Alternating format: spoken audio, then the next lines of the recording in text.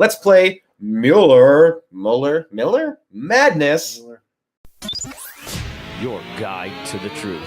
TheNewAmericanMedia.com. Okay, so how are we gonna do this? I think we should just do one section at a time. We'll get to, and then we'll just do the final four at the end. Okay, the 1 seed versus the 8 seed. Number 1, Rachel Maddow, MSNBC host, who is calling for nonstop collusion rants. With her nonstop collusion rants coming to nothing, versus number 8 seed Ana Navarro, contributor CNN. She says it's beginning to look a lot like Christmas, and it's beginning to look a lot like collusion. Well, it's interesting to note right away, Rachel Maddow there's so many quotes that they didn't really even put one specific one because it was pretty much every day. The Ana Navarro, who I think is pretty boring establishment hack. That actually is a pretty funny line. I got to give her credit on that one. So it's good, but it cannot do the years of the daily damage that Maddow did. So it's not even close. It's not even close. Ana Navarro is pretty awful from the clips I've seen, and I've been weaning myself off of the bought and paid for fake news media for a little while now as we're doing our own stuff. Yeah, Rachel Maddow wins that one easy. You know, she staked her whole career on this. She thought she was some sort of rock star, and she played her game. They made their millions, but watch for those ratings to tank now. They already are. There's going to be an exodus over the next coming couple of years here. Now this one, so Rachel Maddow wins. We're gonna get that. We'll agree there. Next one is number 4, John Oliver, host of Last Week Tonight on HBO, versus number 5, Donnie Deutsch, MSNBC contributor. John Oliver, one of the quotes, "A scandal with all the potential ramifications of Watergate." Now I'll tell you what, that's true. Except it was Comey, it was Obama, it was Clinton, it was the deep state, it was McCain, it was all of those people who were perpetrating all the fake FISA warrants and all the spying. Yeah, I think this is way bigger than Watergate, versus Donnie Deutsch saying Donald Trump has been owned by the Russians because of money. Yeah, it's a in that one, I got to take Donnie Deutsch, even though John Oliver deserves to be hammered.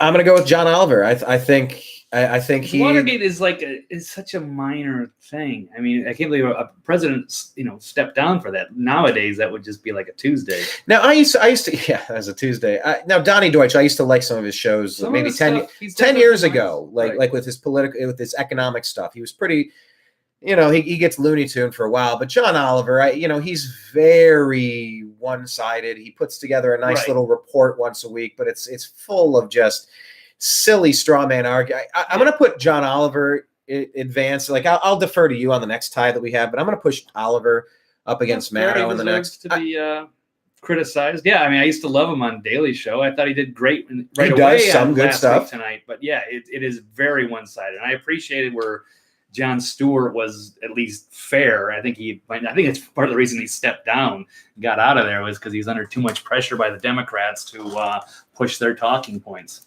How about, so then from John Oliver and Rachel Maddow, who advances out of that bracket? Maddow, easy. Okay, down at the bottom of the cable division, we got Morning Joe versus John Brennan. Number 3, Morning Joe of MSNBC. Scarborough and Mika, quote, "The noose is tightening." Now, everybody said that one. Oh, what is the fascination with the left and nooses? And I know Morning Joe claimed he used to be Republican. He's far from it today. So anyway, what is the fascination with nooses? I've never... It's the party of the KKK, as the Democrats pointed out. Yeah, absolutely. I don't know. Versus number 6, John Brennan, the national security analyst, and over with MSNBC. Friday, March 8th is the day that the grand jury indictments come down.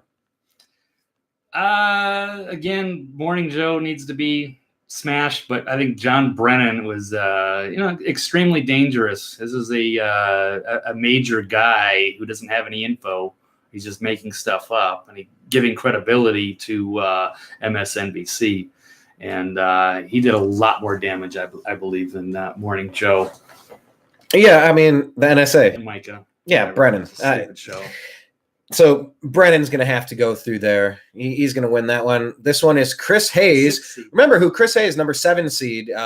Chris Hayes was a jerk to us at the RNC in Cleveland. He wouldn't talk with us. We just wanted a minute or two of his time. We were going to be respectful with him, as we were with everybody. We talked with a lot of cats out there. But Chris Hayes was kind of a wiener. I don't like. Yeah, he's wormy. He's not a journal. Yeah, he was wormy. He's a hack. No, Chris Hayes, MSNBC host, saying a A cornered president storms out as the Mueller probe closes in.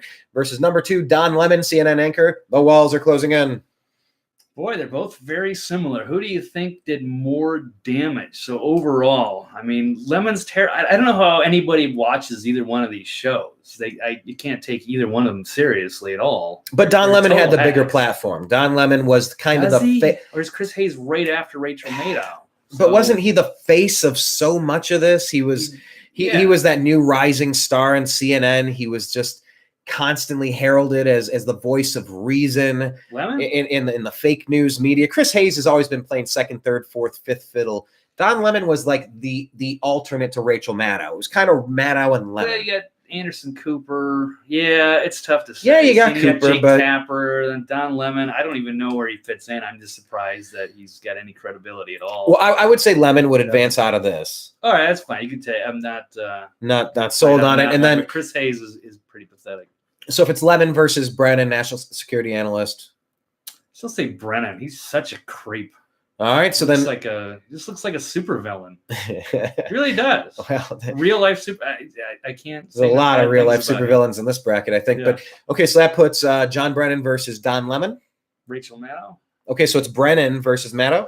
Yeah, I think Maddow. Time after time, she has to take it. Time after time. Right. That's enough for YouTube to suspend my account. Oh yeah. Violated copyright terms. I used 1.5 seconds of an out of key. Time after time. Okay, so Rachel Maddow is going to come out of the cable division. Next up, we have the 1 seed Bill Kristol. This is the print brackets. The print bracket. People that write articles, magazines, newspapers, what have you. All right, this is Bill Kristol, editor at large at the Bulwark. Number 1 seed. Mr. Never Trump, Mr. Collusion, and Mr. Wrong versus Natasha Bertrand, writer at The Atlantic. She touted circumstantial evidence of collusion and predicted Manafort conviction would ensnare Trump. I'd say Bill Kristol. It's major stuff, but he's pretty much been an awful neocon for a long time, and he's been destroyed. He was a heavy never Trumper. And even though that quote isn't so damning, he's a bad dude. I think is it fair to say we're not going off of the quotes, we're going off of their entire body of work over the past 2 years. You know, because if it's just one quote, maybe we're judging on different criteria, and I think it would be important to let. No way that someone that's been doing the amount of damage to this country that Maddow and Lemon and Hayes part of the project for the New American Century. I mean, he's like a really high up bad guy. Yeah. Okay, so then Bill Kristol advances as the 1 seed. Yeah. Next up, 4 versus 5. 4 is Ryan Liza, Yep. Correspondent with Esquire, having Jonathan Chait of New York Magazine. Ryan, having feverishly speculated about collusion, said it was no big deal once the Mueller report dropped. Okay, that's silly. And Jonathan suggesting Trump had been a Russian asset since 1987. Yeah, he's kind of an embarrassing hack. He's not really that interesting to follow, but he went above and beyond trying to dig for stuff, and so he really looked pretty bad. I think I got to give it to Chait on that one. I could be all right with that. And it's the whole body of evidence. Ryan Liz, I don't know that much about, but yeah, he's also another hack. So down from that, Paul Krugman, columnist of the New York Times. Heavy hitters, yeah. Paul Krugman versus Jennifer Rubin, blogger with the Washington Post. So the 3 seed Krugman says there's really no question about Trump-Putin collusion. Well, there actually was, and you were wrong. The answer was wrong, and you're wrong. Number 6, Jennifer Rubin saying evidence of collusion was her constant watchword. Yeah, she's really not very bright. I don't know why she's up there. She's for some reason they think she's got credibility, but I never really saw it. Paul Krugman should know better. Yeah, he's an economist. He's a embarrassing defender of Keynesian economics. I got a lot of issues with Paul from that point. So I got to give Krugman moving in, especially there's no question about the Trump-Putin collusion. Really, okay, he really looked bad. And he's a lot more educated and intelligent than Rubin is. All right, I'll take that. Number 2, Max Boot, columnist, Washington Post, saying there's copious evidence of collusion. Versus the number 7 seed, Adam Davidson, writer of The New Yorker. We are in the end stages of the Trump presidency. He wrote in April 2018. Max Boot versus Adam Davidson. Statement. Again, I don't like Max Boot. He's a member of the Council on Foreign Relations. I don't consider him an American. I consider him he's a spook. I follow him on Twitter. It's pretty bad. He's a hardcore globalist. Yeah, exactly. There's a lot of bad things coming from that guy. And globalists typically want to take the United States down so that their global power structure can supplant. To their own. Yeah, they're not loyal to the American people. So that's why this call for nationalism is so silly. Like, to equate anyone is like national. I don't know that term. It's like, it's baseball season. I root for my team. I'm in America. I'm rooting for my team. I want my team to do well. I don't want us to go, spewing toxic junk into the rivers and the oceans, like, just because it's my team. I want to be like normal and reasonable and respectful about it, but I want my team to win. That's why we care about opening day. That's why we care about sports. So this whole call to nationalism versus globalism, it really is only those two. You're either a nationalist or a globalist, right? I mean, are there things in between, like when you do the NAFTA, trying to unite continents versus, in Brexit, you're trying to get the euro together with all these little Scandinavian countries. Just break it down to brass tacks. If it, once again, the brackets go together in the championship game, it's either a nationalist or a globalist. I want my politicians local and easy to fire if they're not effective or if they're corrupt. I don't want some unelected globalist bureaucratic shills concocting global taxation schemes that cannot be replaced and we can't get out of. Like, who would want that? Someone that sold their soul for some money. That's who. How is that better? That's not better to me. Am I missing something? No, I think you're right on.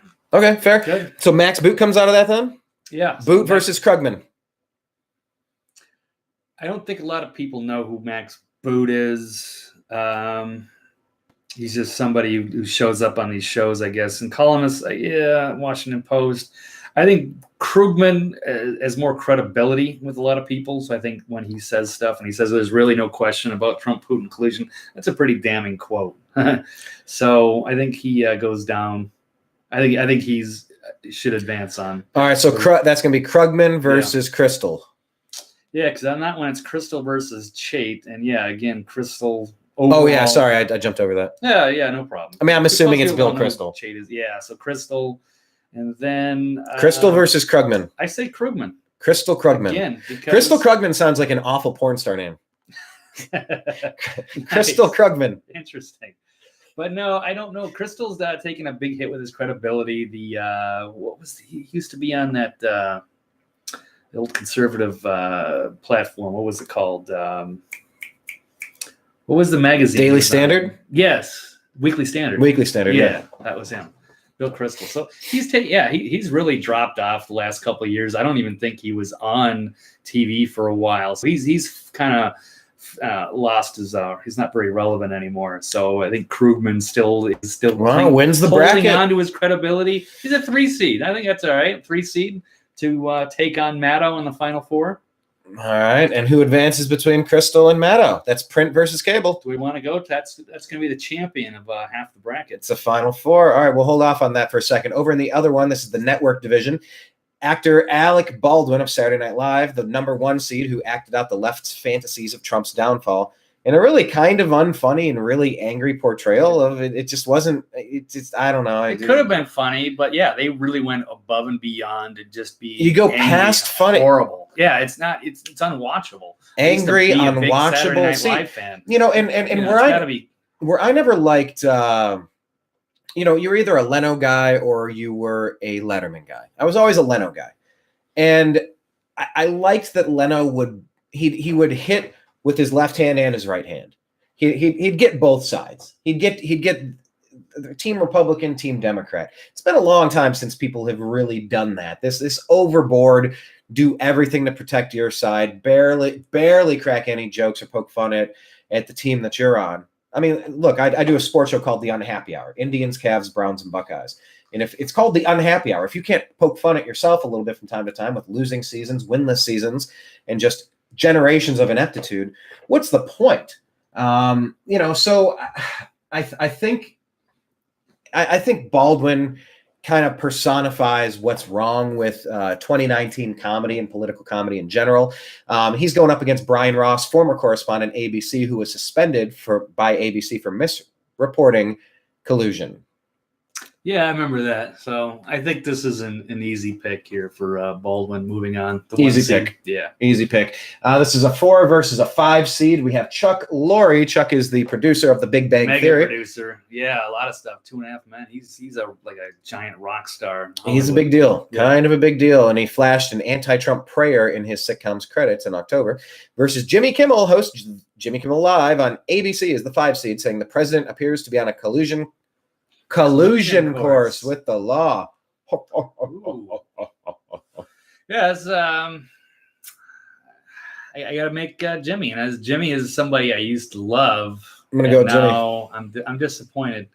Not nearly as bad as some of the other ones. But Jimmy's been awful too. You know, anytime there's a crisis, he takes his show into this completely unfunny, just completely unfunny, tears streaming, never miss an opportunity to capitalize on a crisis. And because something bad happened, we all need to turn in our rights and freedoms. Yeah, if you've ever wanted to see a puppet on a string, you see it time in and time out with this guy. I've liked a lot of the stuff that he's done. He sold his soul to the big money of ABC. Yeah, he went from like Ben Stein, like who is this rock star guy? The Man Show. He was like the roast master extraordinaire, like one of the most funny and talented people out there, period.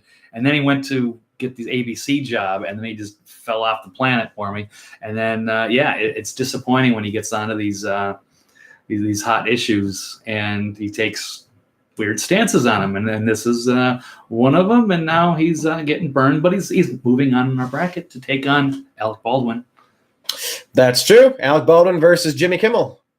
You want to start there? Yeah, why not? So out of those two, I this one I'm going to give to Baldwin because Saturday Night Live, week in, week out. I mean, who played Obama? The fact that we don't even know kind of says it all. He skated for 8 years. I forgot it was Jay Farrow. Was he on there? He was on there for a few years, but I think he left. Well, it was a little bit like, remember, multiple people. What was the controversy? Tillum, or I forget how you pronounce his name. But there was, remember, because they weren't. Phil Hartman did Bill Clinton, and then it was no, that was Darrell Hammond. Yeah. No, but it was Phil Hartman. Did he do? Then he died. He got killed by his wife. Okay, I remember Darrell Hammond. I don't remember. It was Darrell Hammond. It was Phil Hartman. Phil Hartman running and jogging in the short shorts and eating the French fries and the bag of fast food. He was great. A legendary sketch. So I mean, you think of Chevy Chase as President Ford. Who did Reagan? I can't think of who did Reagan off the top. That's kind of the dark ages for Bush was Dana Carvey's Bush might be the most famous, the best. Now George W. Bush, wasn't that Darrell Hammond also? It was Will Ferrell for a minute. But I thought he did it most of it. I don't remember. Well, because then he left and he did the Hollywood thing, and was it Darrell Hammond came back? Anyway, I mean, when you think of iconic, I think Dana Carvey. I think we're doing a bracket of let's do a bracket of Saturday Night Live presidential. Now I did like that girl that played Hillary. Oh, she was great. She played a great crazy Hillary. You got the crush on her. Yeah, you got the hots. I used to, but I guess she's a lesbian. No, she's a lesbian. What is that? Ruined that whole thing. Because now you can't envision yourself in a relationship with her. I don't know. Well, anyway, it's 2019. Anything goes. Right. Anyway, back to, we're not on a Saturday Night Live bracket, but I guess we could do that. That'd be fun. So Jimmy Kimmel versus Alec Baldwin. That is tough. I mean, Alec is like the face of like this unfunny, Trump, over the top, horrible, angry thing. But Jimmy Kimmel does it 5 times a week, and he's pushed for all this legislation and all this stupid stuff, kind of blurring the lines between late night funny guy, blurring the lines between late night fun. That's tough. I could see it either way because I think Kimmel's pretty awful. I don't think Kimmel's consistently does things. I just think when he does, it makes an impact, and we talk about it. Look, I'll go with Alec Baldwin. He'll advance up to the top because there he's literally the final, playing Trump and making it look terrible. Well, yeah, and not being like there's a certain funny and respectful comedy. I mean, yeah, well, like Dana Carvey, where George Bush like enjoyed his impersonation. Well, it's like they said. I think I heard Steven Crowder, who, by the way, does a great Trump impersonation. His Trump is way better than Baldwin's. And I think he's pretty hilarious. If you haven't been checking his stuff out, Louder with Crowder, it's the best late night show out there. It's, go on YouTube to find it, or on what's he on, CRTV now, or the Blaze TV, whatever it's called. Yeah, I think so. But I think I heard him talking about it, saying, in order for these satires to be funny, you kind of have to have the actor like the person that you're playing a little bit, or find some likable qualities so that comes through in the portrayal. I think even and there is Dana none Carvey of said that. once. Yeah, so I think that's true for anybody imitating someone. If you're just doing it to like crap on them, it comes off as mean-spirited and unfunny, just like half of Letterman's stuff. It was just like mean-spirited, unfunny, lacking a punch. It was just a stale kind of, I got it. You don't like him. Next. Anyway, speaking of, moving on, we'll go to Stephen Colbert, the number 3 seed, host of The Late Show on CBS, who said, "No collusion is Trump's aloha. It means both hello and I'm guilty. Aloha." And Ken Delanian, intelligence reporter of NBC, a 6 seed, saying the Trump Tower meeting revelations, quote, present the first evidence of actual collusion. Well, I'm not even really familiar with Ken Delanian. And Same again, here. Stephen Colbert, like Alec Baldwin, just vicious attacks. So that was Gonzaga every versus... day. And somebody also who I loved on The Daily Show did a good job with the his own show after. I didn't watch it a lot because I think there was, because he's playing a character that it was funny, but not, that was good. But yeah, he really made his name by going and just the anti-Trump thing. And I think, just night after night. I mean, even then when he was apologized, when people are asking, okay, you going to apologize now that you guys were wrong with this collusion thing? And he said, no, I'll apologize that he's a terrible president. I mean, just nasty. So, I think this is an easy pick for Colbert. I'll go with Colbert as well. Then this is the 2 versus the 7 seed. This might be one of the toughest we've had. This is Joy Behar versus Avenatti, Michael Avenatti. Yeah. So Joy Behar is co-host of The View on ABC. Michael Avenatti is Stormy Daniels' lawyer and a man who recently got caught up in some problems. But anyway, Joy Behar saying, quote, he goes to jail, he goes to jail, he goes to jail. And then Michael Avenatti said he told Trump Jr. they don't have silver spoons or gold toilets in the joint. Who advances from Joy Behar and Michael Avenatti? Once again, I'm not judging it solely on the quote. Yeah, and not on the quote either with this one, even though they're interesting. But I think Joy Behar is the biggest bitch on TV. I can't stand her. She is so horrible, nasty human being. And I can't say enough bad things about her, really. I hate to say it, but she's terrible. I don't consume a lot of her content, so I'm just going to defer that a lot of what you're saying is correct from what the clips I've seen. I don't subject myself to it on a large daily basis, but yes, I would go for Avenatti on this one. You don't watch The View every day? I would. Yeah. She makes it unwatchable.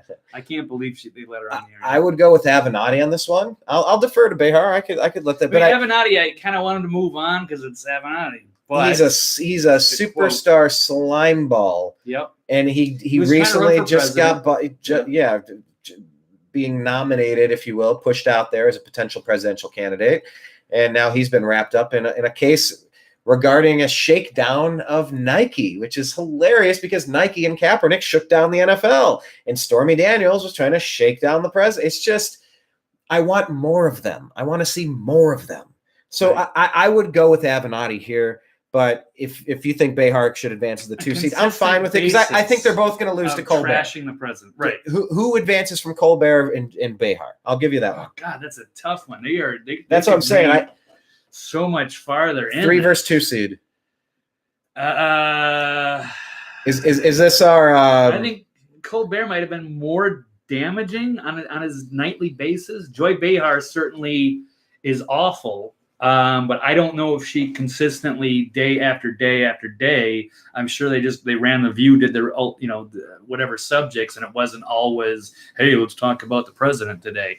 So I might have to take Colbert, although Joy Behar, definitely deserves to move on. But I think it's got to be Colbert here. Okay, I'm fine moving Colbert up, and so then this is Colbert versus. Alec Baldwin. Are we going to hold off on this?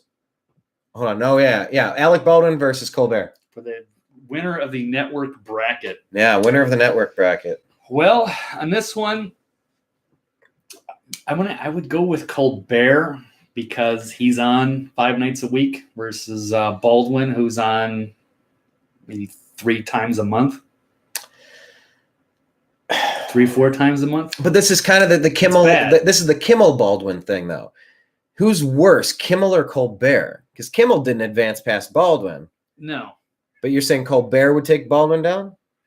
Yes, just by the frequency. Because Colbert was pretty much probably targeted Trump in every single monologue of 5 days a week for 2 years, versus Baldwin, who did a horrible over-the-top Trump impersonation. But Saturday Night Live's only on maybe once a week during 9 months of the year. I don't even know. No, I'm okay with that. The quantity. Yeah. So we got Colbert advancing from the network division. Over here, this is the Twitterati division. 1 versus 8. Benjamin. With this, I'm not even really that. I'm not familiar with him either. So White's, Witties, senior fellow at the Brookings Institute. Boom, he wrote. His booms fizzled. Versus Molly McHugh, information warfare expert, an 8 seed. Insta expert who claimed everything with this White House involves collusion. Well, this is a tough one. I actually am not familiar with either of these people. And I don't know why Benjamin would. I follow a lot of these people on Twitter. I never heard of him. So I haven't seen like consistent, like awful things, or I'm going, I can't believe this guy's, tweeting. So I'm surprised he's a 1 seed, and I don't know him. So I'm almost ready to go for the upset with Molly, but just based on the quotes, because I don't know the history. I'm going to go with you on that. Let's push Molly through there. Big upset. Yeah, the 8 seed shocks the world. I'm not familiar with either of them, too bad. But it is a worse quote. Everything with this White House involves collusion. So if we have reason to think that this Benjamin, he's a 1 seed, so he must be awful. But he might be so awful he's obscure and nobody knows him. But I think either of them is going to lose to the person underneath them in the bracket, the 4 versus 5 seed. You have Alyssa Milano at 4. Who launched a site to, quote, hold the Trump administration accountable for collusion with Russia, versus Seth Abramson, professor, University of New Hampshire, 5 seed, whose outlandish theories about Russian, Mideast, Trumpian collusion took him to the 5 seed. Yeah, I've seen both of them on Twitter. Alyssa Milano, hey, we all had a big crush on her in the 80s, right? That was a long time ago. And then we found out she was a lesbian. Political hack. Is she also? No, but why would that change if I had a crush on her or not? Well, you could that's what I'm trying to figure. What? Pray the gay way? I don't know. No, there's no conversion. It's just, attractive's attractive. And right. I was surprised that you had such a crush on that Saturday Night Live girl, Kate Beckinsale, or whatever her name is. Jarek McKinnon. Was that the girl's name? She was also on the Ghostbusters, right? She played the. Pretend you don't know her body of work very well. Emphasis on body. Of course. Anybody relatively our age grew up, had a crush on Alyssa Milano, but her stuff with those pink hats and all this Me Too stuff. And look, at the core of Me Too, like trying to call out like disgusting sexual, advances and power trips, the likes of Bill Clinton made very famous. I think the actual deeds are way worse than joking with somebody on a tour bus, the locker room talk of, you want to hear talks about some phallic conversation. When is the last time you got around a group of friends that are all girls and you're around like 3, 4, 5 of them and they're letting it rip? I mean, guys talk about girls talk about guys, and everybody's into whatever they're into. And, I think the deed makes something more disgusting than talking about having attraction and stuff. So I think at the core of the Me Too movement, there's obviously stuff. Nobody wants to see anything that's rape. Nobody wants to see any child abuse. Nobody wants to be like shamed and just degraded over, the power trips of the Harvey Weinsteins and the Bill Cosbys and by the way, Cardi B's who drug and rob men, anything that involves sexuality and criminal activity should be called out. But to then make this ridiculous leap because Trump used the P word, he needs to be impeached for it. It's like you have jumped the shark. If we're talking about sitcoms, Alyssa Milano, you pulled a Happy Days and you jumped the shark on that one. That's a big leap between calling out rape and calling out legitimate sexual abuse versus some rough around the edges New York businessman who digs tail. So anyway, I think Alyssa Milano has had way more hits that I'm aware of. I would have to have her come out of this bracket, the 4 versus 5, to go up against Molly McHugh. I'm not gonna put too much emphasis on it. I don't know. Alyssa Milano, I don't take her too seriously. A lot of people do. Seth Abramson, yes, he has more credibility because he's a professor. He's actually written a book. He's made a lot of money. Didn't Cardi B write a book too? I don't know. I really don't know. But Seth Abramson, he's actually capitalized on this whole fiasco. Okay, so you're saying he's always shrieking on Twitter. He's pretty pathetic. So you're saying I pushed Alyssa out of the bracket a little too quick. It went to overtime, and Seth should come out. I mean, that would be my opinion, but again, I'm not. It's fine. I think the winner's not going to come from this bracket. Seth Abramson versus Molly McHugh. You have to push Abramson out to the Elite Eight. Yeah. Okay. So write a book. I should look him up because I know he's written something about that. Well, down here in the bottom part, this is the 3 seed Kathy Griffin, comedian. Just shut the F up and prepare for prison, is her quote, versus Richard Painter, law professor, University of Minnesota, your backyard. He's an ex-George W. Bush staffer who claimed the Trump campaign was colluding with the Russians. Yeah, that's way more inflammatory. Kathy Griffin, between the severed head and the just shut the F up and prepare for prison. I mean, that's, I appreciate that because it's ballsy. I like ballsy, but she's just way wrong. I'm pushing Kathy Griffin out of this bracket. Yeah, so I'm definitely think she moves on. I don't know Richard Painter. Well, she's going to go up against... the Abramson, he wrote a book called Proof of Conspiracy, How Trump's International Collusion is Threatening American Democracy. So this guy has capitalized on this. He's not good. Does BBC, CNN. Anyway. Beautiful. Yeah. Okay. Last. This is 2 versus 7 seed. 2 is Lawrence Tribe or Tribe? Tribe? I'll say Tribe. I have no idea. Professor, Harvard Law School. Quote, you can take collusion and obstruction claims to the bank. Yeah. Really, can we? Versus number 7, Robert De Niro, actor who acted out the left's Mueller fantasies on Saturday Night Live. De Niro I like, except sometimes he makes really terrible political. Yeah, he's been very anti-Trump since the beginning. He's the 7 seed. You got Tribe as the 2 seed. That's interesting. That is a tough one. And so they just did play the Mueller fantasies on Saturday Night Live. Brian, I'm torn on that one. I'm taking De Niro versus Griffin. Yeah. Just the, what Hollywood likes to do is give you a big name and something glitzy and glamorous, a funny comedian or a funny show or, someone that's esteemed as an actor, a musician, and, because they're good at one thing, they're supposed to be this expert at something else. And it's this constant sleight of hand. It's this magical, mystical, that's why I think someone like Alyssa Milano is dangerous, just like Kathy Griffin and De Niro. So I would have De Niro versus Griffin, and I'd have Griffin taking down De Niro there. Yeah. She's been one of the biggest poster children, and I'll emphasize children, just about her unfunny rants and going after the Covington kids too. That was something else that was brought up by Tim Pool with the Twitter execs. Like, how are you banning some people, but Kathy Griffin still has a Twitter account? She's calling for the doxing of Covington kids because a kid stood somewhere and smirked. Yeah. So to dox somebody, I don't take seriously, but Griffin's definitely has a lot more dangerous rhetoric. So what do we have? We got Molly Abramson versus Griffin. I think that's a tough one For the Final Four. I don't know, Brian. What do you think? Kathy Griffin. Okay. Hands down. So that leaves us with our Final Four. Right. So and by the way, leave your comments. Tell us the matchups. We tweeted this out. We're at American_media_. He tweeted it out at Eccentric99.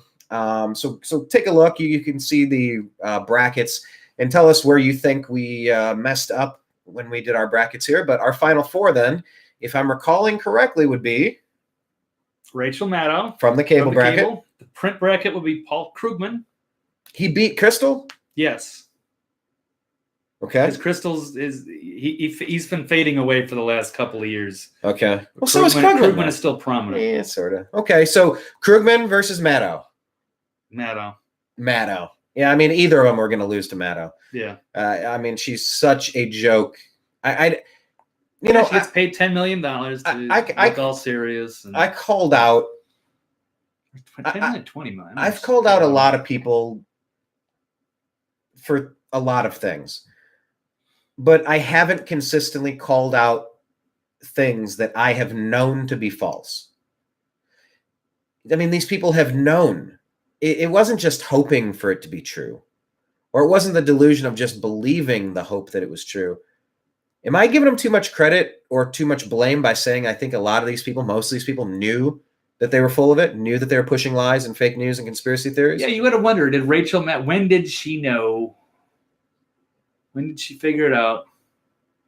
I mean, that's actually an interesting question. Every day she had to convince herself that this was leading somewhere? Maybe they did believe if you're it. getting paid $10 million a year or whatever she is, do you just do what you're told? Because you got to keep your job. If you say, hey, look, Phil Griffin, I'm not so sure about this story. I don't want to have Adam Schiff on today.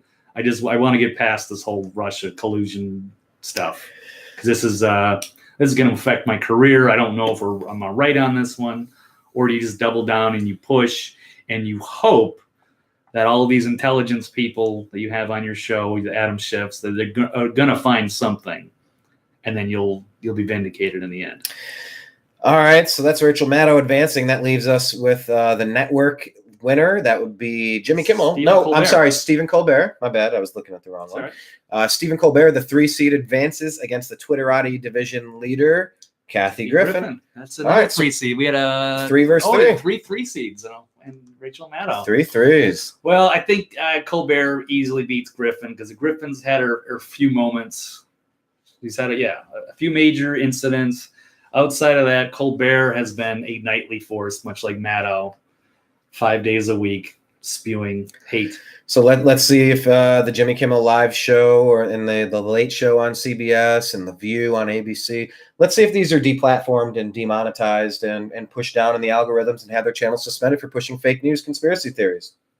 I mean, that's what we've been told for the past year, right? For the past 2 years, that's the game plan of social media.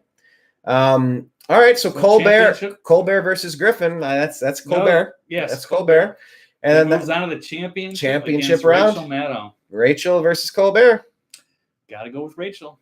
Got to go with Rachel. She's a supposed laughing to be stock. a serious journalist, whereas Colbert, although he has become more serious and actually played himself, I guess, since he moved on to the big Late Show.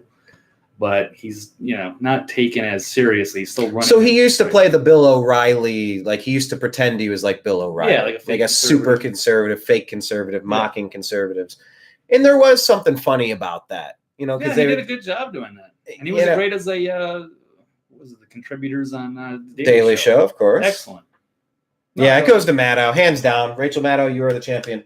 You are the worst. Way to go, Rachel. Congratulations, Rachel. You are the worst. That's unanimous. I mean, It's just nonstop. It's easy to tell.